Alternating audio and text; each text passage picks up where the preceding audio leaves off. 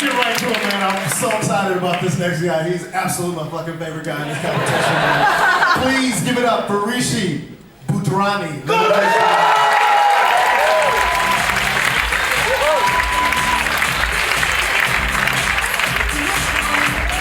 As a day job, I help my dad out in his business, right?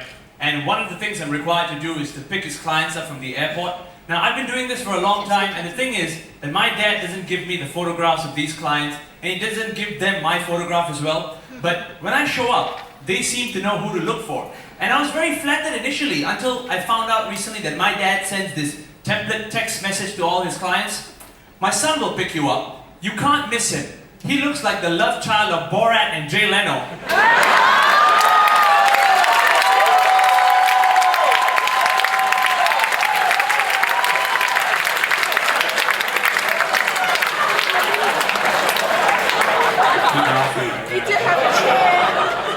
Well, despite all these things, I am getting married soon, so yeah.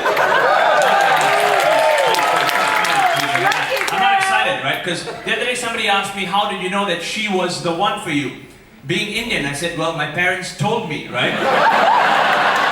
Because arranged marriages are a big problem in India till today. Till today, up to 50% of the marriages in India are arranged marriages. But I suppose that's a bit better than a country like, say, Ethiopia, right? Where up to 70% of the marriages are due to kidnapping. Because up to 70% of the marriages are due to kidnapping, it explains why their women are so good in long-distance running.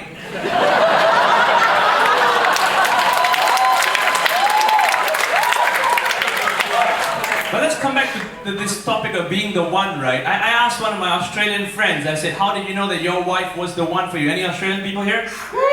Alright, man, you guys are the most honest people in the world. I asked my friend Dave, how did you know your wife was the one for you? He said, oh mate, it was too easy. I knew because she was pregnant.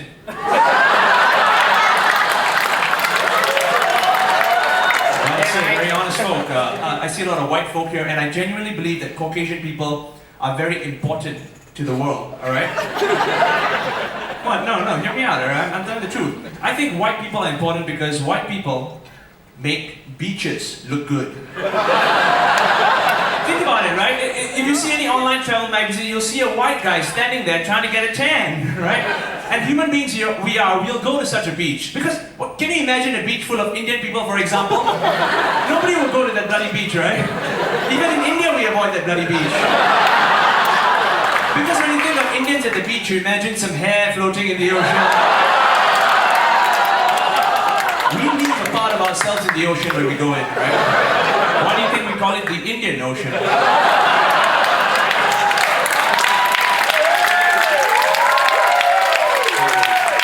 Because different parents have unique parenting styles. My parents used to say, my mom would say, Rishi, your father and I trust you completely.